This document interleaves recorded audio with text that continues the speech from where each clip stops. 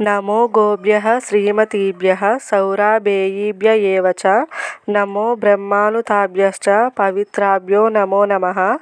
గావో మమాగ్రతః సంతు గావో మే సంతు పృష్ఠతః గావో మే హృదయే నిత్యం గవాం మధ్యే వసామ్యహం.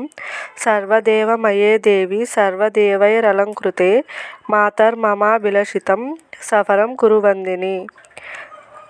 గోవు పాదము పితృదేవతలు, పిక్కలు పిడుగంటలు, అడుగులు ఆకాశగంగలు, ముక్కోలు కొలుకులు ముచ్చిన చిప్పలు, కర్రి కర్రేనుగ, పొదుగు పుండరీకాక్ష, సన్నుకట్టు సప్తసాగరాలు, గోవుమయం శ్రీలక్ష్మి, పాలు పంచామృతాలు, తోక 90 కోటి ఋషులు, బొడ్డు పొన్నపువ్వు, కడుపు కైలాసం, కొమ్ములు కోటిగుళ్ళు, మొగము దష్ట, వెన్ను యమధర్మరాజు, ముక్కు సిరి, కళ్ళు కలువరేకులు, చెవులు శంఖనాదం, నాలుక నారాయణ స్వరూపం, దంతములు దేవతలు, పళ్ళు పరమేశ్వరి, నోరు లోకనిధి, దేవేంద్రుని భార్య సచీదేవి, బ్రహ్మదేవుని భార్య సరస్వతీదేవి, శ్రీమన్నారాయణుని భార్య లక్ష్మీదేవి, శ్రీరాముల వారి భార్య సీతాదేవి, గోపాలకృష్ణమూర్తి భార్య రుక్మిణీదేవి, ఈశ్వరుని భార్య పార్వతీదేవి, వశిష్ఠుల వారి భార్య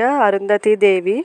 వీరంతా కూడి ప్రాతకాలమున లేచి ఆడవారు చేసిన పాపములు ఎలాగున పోవును కృష్ణ అని అడిగినారు. ప్రొద్దుటే లేచి గోవు మహత్యము పఠించుకుంటే సకల పాపములు పోవును. అంటు కలిపిన పాపము, ముట్టు కలిపిన పాపము, బంగారము దొంగిలించిన పాపము, ఎరిగి ఎరగక చేసిన పాపము అంతా కూడా పరిహారము.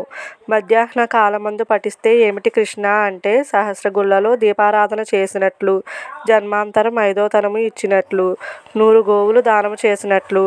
అర్ధరాత్రి వేళ పఠిస్తే ఏమిటి కృష్ణ అంటే యమబాధలు పడబోరు, యమకింకరులు చూడబోరు.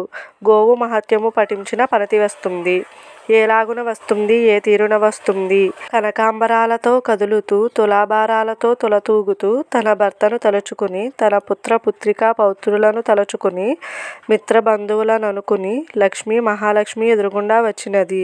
ఆవిడను క్రిందకు దింపేసి పసుపు పారాని అక్షింతలు గంధములు ఇచ్చి కరుణించి పురుగులను వరుసగా తీసేసి, ఇనుప ముక్క కాకులను వెనక్కు త్రోసేసి, మండే పెనాలను క్రిందకు దింపేసి ఆవిడ కాశీ గయా ప్రయాగ అన్నీ చూసుకుని వైకుంఠమునకు వెళ్ళినది. విన్నవారికి విష్ణులోకము, చెప్పిన వారికి పుణ్యలోకము. వీడియో నచ్చితే లైక్ చేయండి, ఫ్రెండ్స్ అండ్ ఫ్యామిలీ మెంబర్స్కి షేర్ చేయండి, తప్పకుండా సబ్స్క్రైబ్ చేయండి.